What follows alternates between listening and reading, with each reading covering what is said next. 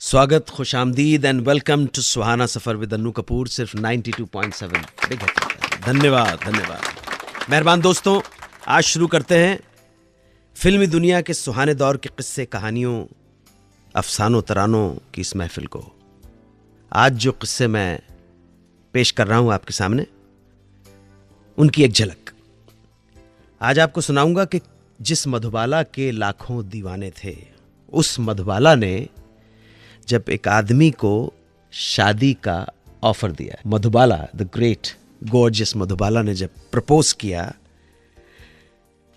तो इस प्रपोजल को उस शख्स ने ठुकरा दिया। कौन था ये, बताऊंगा ये किस्सा आज की महफिल में। और आज की महफिल में वो किस्सा जहां एक फिल्म में ग्रेट रेखा को किसिंग सीन करना था, वो बहुत घबरा गईं।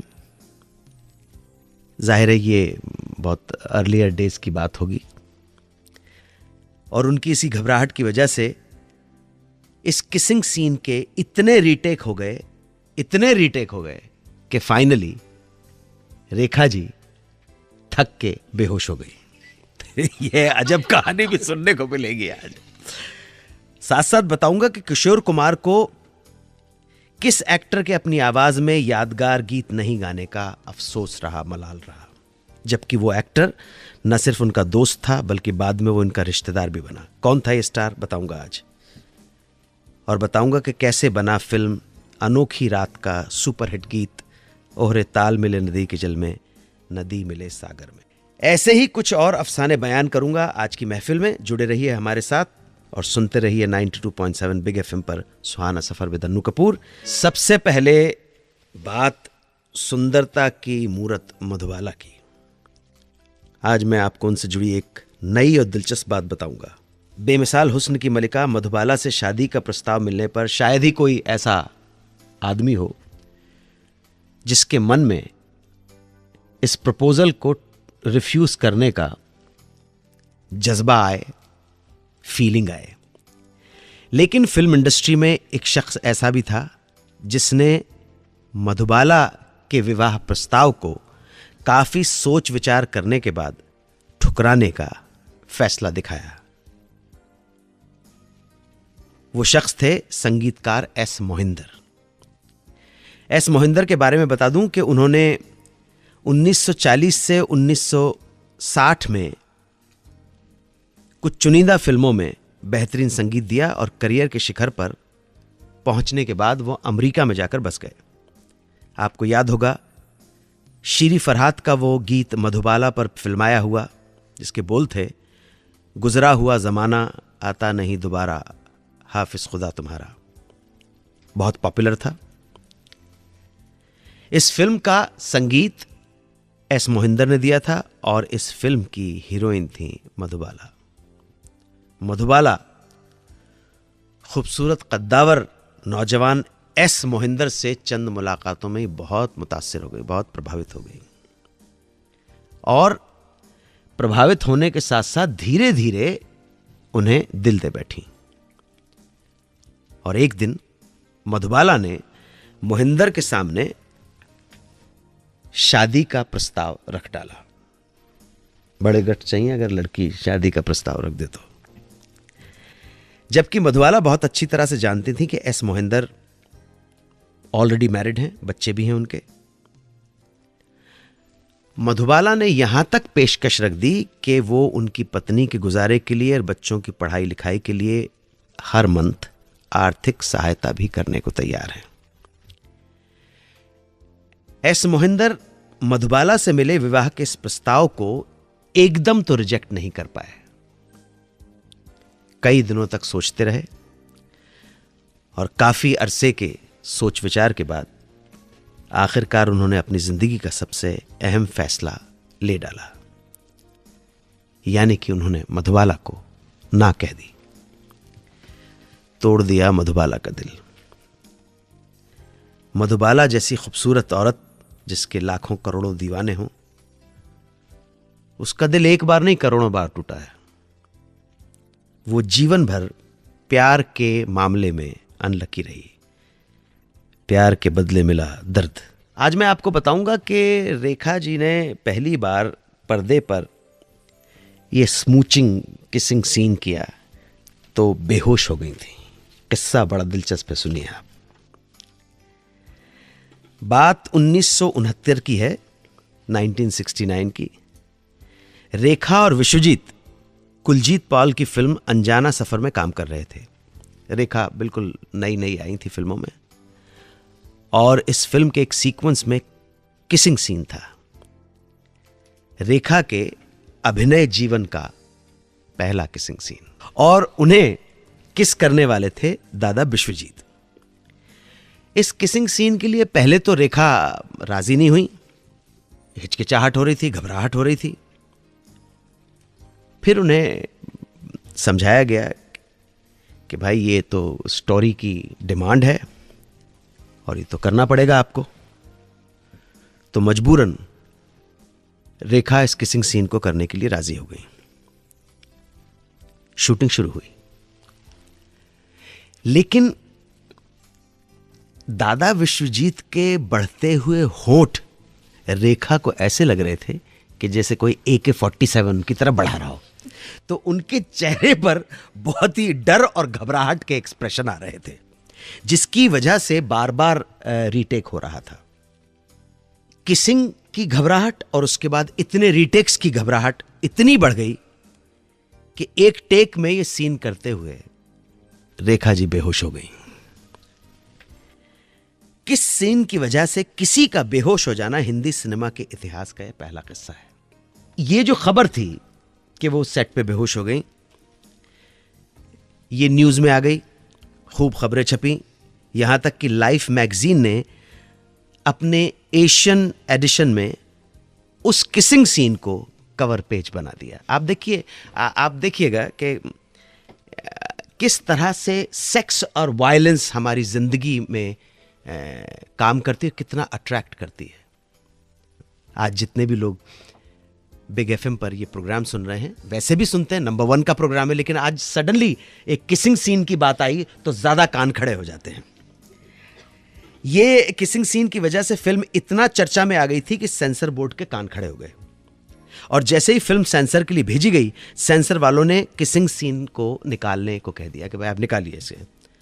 विवाद बढ़ गया, फिल्म लटक गई, और ये इतना लटकी कि 1-2 महीने नहीं, पूरे 10 साल, और 10 साल बाद फिल्म को नया नाम देकर दोबारा सेंसर में भेजा गया, और किसी तरह से ये फिल्म 2 शिकारी के नाम से 1979 में रिलीज हुई, मतलब 10 साल बाद। आप अगर किशोर कुमार के करियर पर नजर डालेंगे तो आप पाएंगे कि उन्होंने हमारी फिल्म इंडस्ट्री के ज्यादातर स्टार्स के लिए अपनी आवाज दी है, प्लेबैक गाया है, एक से बढ़कर एक गीत गाए हैं, सिवाय एक स्टार को छोड़कर। Any guess? जी बिल्कुल सही बोल रहे हैं, बिल्कुल शम्मी कपूर को छोड़कर। किशोर कुमार ने शम्मी कपूर के लिए कोई खास गीत नहीं गाया, जबकि ऐसा हुआ है कि शम्मी कपूर जिस फिल्म में थे उसमें किशोर कुमार ने किसी दूसरे स्टार के लिए गाना जरूर गाया है। कुछ लोग इसका कारण यह भी मानते हैं कि मोहम्मद रफ़ी शम्मी कपूर की आवाज हुआ करते थे, और रफ़ी के जाने के बाद मन्ना डे और तलत महमूद की आवाजों का इस्तेमाल शम्मी जी के फेस के लिए किया गया। पर संयोग देखिए कि ऐसा मौका ही नहीं आया कि किशोर कुमार शम्मी कपूर के लिए अपनी आवाज दे सकें, जबकि दोनों बहुत अच्छे दोस्त थे और बाद में रिश्तेदार भी बन गए। किशोर कुमार की पहली पत्नी रूमा से कपूर फैमिली के बहुत अच्छे ताल्लुकात थे, जिसकी वजह से किशोर कुमार और शम्मी जी की गहरी दोस्ती हो गई। इसके बाद किशोर कुमार ने जब तीसरी शादी की तो शम्मी कपूर ने इस शादी में बहुत इंपॉर्टेंट रोल निभाया था, क्योंकि योगिता बाली शम्मी कपूर की स्वर्गवासी पत्नी गीता बाली की भतीजी है। एक बार किशोर कुमार ने बतौर निर्माता निर्देशक एक फिल्म बनाने की सोची जिसका नाम रखा अजनबी, और साइन किया हीरो के लिए शम्मी कपूर को। तब यह तय था कि शम्मी कपूर के लिए गाने किशोर कुमार खुद गाएंगे, मगर भाग्य देखिए, डेस्टिनी, कि किशोर कुमार इतने ज्यादा बिजी हो गए अपने सिंगिंग करियर में कि फिल्म बनाने का प्लान डब्बे में चला गया। अब जब शम्मी कपूर का बतौर नायक एज ए हीरो टाइम बीत गया और शम्मी कपूर पिता और दादा के किरदार निभाने लगे, तब कहीं जाकर किशोर कुमार को मौका मिला उनके लिए एक गीत गाने का। यह फिल्म थी सुभाष घई की विधाता। इस फिल्म में पहली बार किशोर कुमार ने अपने दोस्त रिश्तेदार शम्मी कपूर के लिए एक गाना गाया था, लेकिन ये कोई बहुत उल्लेखनीय गाना नहीं है। वो गाना जो किशोर कुमार ने शम्मी कपूर के लिए गाया वो था सात सहेलियां खड़ी खड़ी फरियाद सुनाएं घड़ी घड़ी। अनोखी रात म्यूजिक रोशन साहब का, गीत इंदिवर जी के और कैफी साहब का। बात करेंगे इस फिल्म के गीत की। ओहरे ताल मिले नदी के जल में, नदी मिले सागर में, सागर मिले कौन से जल में कोई जाने ना। इस गीत के बनाने वाले रोशन साहब सिचुएशन के हिसाब से कुछ ट्यून कंपोज कर रहे थे, मगर उन्हें तसल्ली नहीं मिल रही थी। जो भी धुन तैयार होती वो कहते मज़ा नहीं आ रहा है। उन्हें इस बात का डर भी था कि कहीं उनकी धुन या गीत एस.डी. बर्मन या हेमंत कुमार की माझी वाली धुनों जैसा ना सुनाई पड़े, ना बन जाए ऐसा। इसी कश्मकश में एक महीना बीत गया, लेकिन बात नहीं बनी। रोशन साहब को टेंशन होने लगी, वक्त निकला जा रहा था, गाना बन नहीं पा रहा था। इसी बीच एक दिन उनसे मिलने आ पहुंचे मुकेश जी और इंदिवर जी।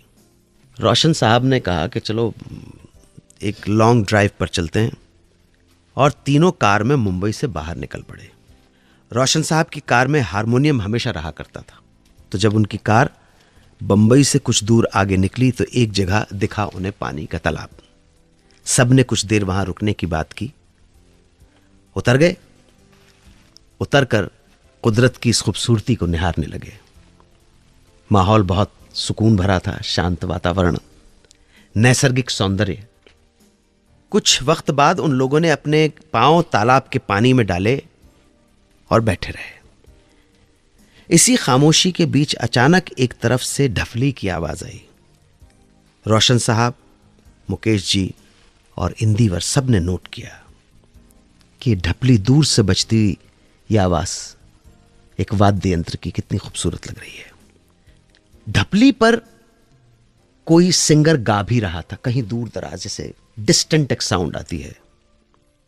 और इस ढपली की ताल को सुनकर, बीट को सुनकर और गाने वाले की ट्यून को सुनकर रोशन साहब बहुत उत्साहित हो गए और उन्होंने कहा, उन्हें धुन मिल गई। असित सेन की फिल्म के लिए अच्छी सी धुन मिल गई।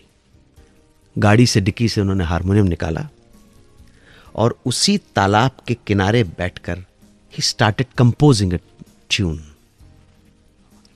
ओहरे ताल मिले नदी के जल में, नदी मिले सागर में। इंदिवर जी भी साथ थे। उन्होंने उस ट्यून पर बोल लिख दिए। ओहरे ताल मिले नदी के जल में, नदी मिले सागर में, सागर मिले कौन से जल में कोई जाने ना। जो ढपली रोशन साहब ने उस तालाब के किनारे सुनी थी, उसी तरह की ढपली का इस गीत में भी इस्तेमाल हुआ है। और कविराज इंदिवर जी इंग्लिश के एक great master poet PB Shelley की एक कविता से बहुत प्रभावित हैं। इस गाने की जो ओपनिंग की पंक्तियां हैं वो अंग्रेजी के एक महान कवि शैली की ओपनिंग लाइंस उस तरह की, उसका ख्याल भी वही है जैसा कि इस गाने में। लेकिन इंदिवर जी ने बहुत खूबसूरत ये गाना लिखा है। अब बात फिल्म सरस्वती चंद्र के मशहूर गीत चंदन सा बदन चंचल चितवन की। इस गीत से जुड़ी एक दिलचस्प बात आपको बताता हूं। जब ये गीत फिल्म में आया तो थोड़ा विवादित हो गया था, चर्चा में आ गया था। विवादित इसलिए कि संगीतकार सरदार मलिक ने आरोप लगाया था कि इस गीत की कंपोजिशन उनकी है। ये सरदार मलिक अन्नू मलिक के फादर। इन्होंने एक गाना इनका बहुत पॉपुलर था, सारंगा तेरी याद में। सरदार मलिक ने निर्माता विनोद देसी की फिल्म के लिए गीतकार अनजान का लिखा एक गीत रिकॉर्ड किया था जिसके बोल थे चंदन सा बदन चेहरा गुलाब। गीत रिकॉर्ड हुआ मुकेश जी की आवाज में और इस गीत को शूट भी कर लिया गया।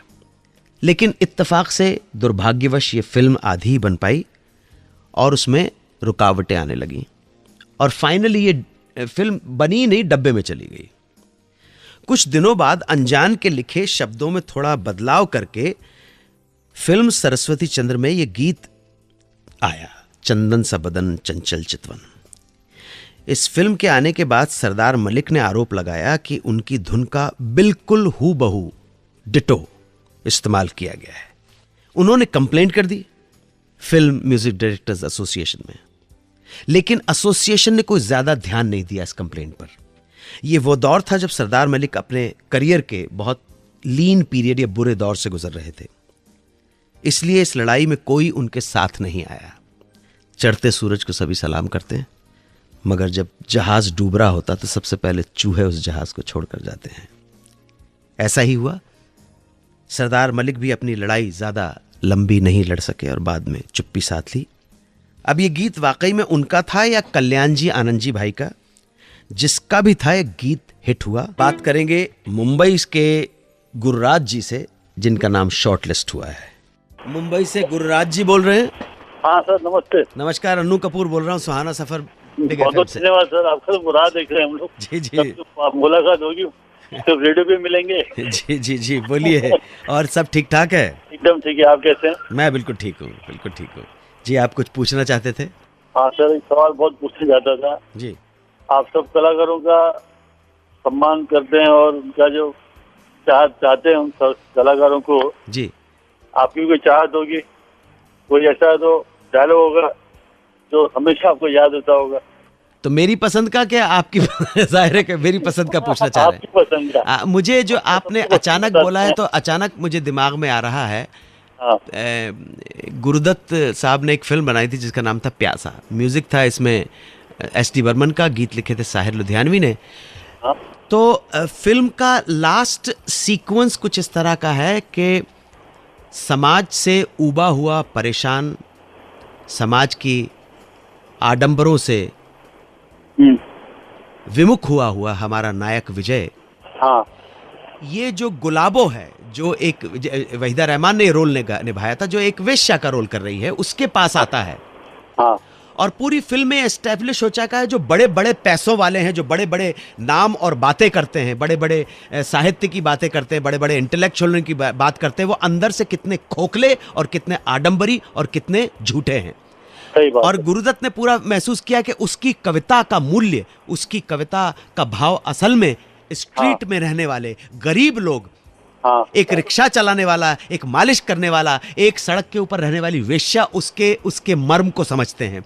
सो लास्ट में सबसे विमुख होकर, सबसे टूटकर, अब पूरे समाज के ये दुनिया अगर मिल भी जाए तो क्या है, अब मुझे नहीं चाहिए, वो वापस लौटता है उस गुलाबों के पास। वो नीचे आता है, गुलाबो ऊपर से गुरुदत्त को देखती है और नीचे भाग के आती है, और दोनों एक दूसरे को देख रहे हैं। और गुरुदत्त साहब पूछते हैं कि गुलाबो, मैं बहुत दूर जा रहा हूं। तो गुलाबो कहती है, क्या बस यही कहने के लिए आए थे? तो गुरुदत्त कहते हैं, साथ चलोगी मेरे। मुझे लगता है कि ये बाकी तो डायलॉग हिंदुस्तानी फिल्मों में से ओवर ड्रामेटिक होते, बहुत मेलो ड्रामेटिक होते हैं। उनका जिंदगी के बहुत भावुक है ये एकदम। हाँ, ये आंख में पानी आ गया। हाँ, ये जो लाइन है, यह मुझे एक सडनली याद आ रहा है। मैं एक फिल्म देख रहा था, उसका नाम था शूल। इसमें मनोज वाजपेयी ने कमाल का रोल किया है। रवीना टंडन और ने जो परफॉर्मेंस दी है, और मनोज वाजपेयी ने, अनबिलीवेबल। हिंदुस्तान की जितने भी फिल्में बनी हैं, उनमें से जो 5-10 फिल्मों की जिसमें लगता है कि हाँ, कोई एक्टर परफॉर्म कर रहा है, भड़ैती नहीं कर रहा है, बंदरगिरी नहीं कर रहा है, रामलीला नहीं कर रहा है, वहां पर यह है कि मनोज वाजपेयी कहता है कि हाँ, हम बैल हैं, हमको बहुत गुस्सा आता है, लेकिन हम क्या करें। मंजरी जी, हम बोलिए क्या करें? तो मंजरी कहती है, आप हीरो हैं हमारे। मुझे लगता है हीरो शब्द का इस्तेमाल एक बीवी ने जो अपने पति के लिए, और वो मरणासन है, वो क्या बात है, क्या कितना खूबसूरत रवीना टंडन ने बोला है, और क्या खूबसूरत काम किया मनोज वाजपेयी ने। हमारे जो सो कॉल्ड ग्रेट बनते हैं ना, उनको जरा सा क्रैश कोर्स लेना चाहिए इस तरह के सीन्स दिखाकर कि सीन्स एक्टिंग कैसे होती। तो ये मैंने आपके साथ बता दिया है, तो आपने बड़ा आसान सा सवाल पूछ लिया। बहुत बहुत आभार। थैंक यू जी, थैंक यू वेरी मच। आप भी कुछ सवाल पूछना चाहते हैं, जानना चाहते हैं तो SMS कीजिए। हमारा नंबर है 55454। Please write big space and then your message. आप हमारे शोज बिग FM के ऑफिशियल YouTube चैनल पर भी सुन सकते हैं और फेसबुक पर मुझे कांटेक्ट करने के लिए लाइक कीजिए मेरा ऑफिशियल फेसबुक पेज facebook/सुहाना Safar with Anu Kapoor. 92.7 Big FM पर सुनते रहिए रेडियो का number 1 show Suhana Safar with Anu Kapoor.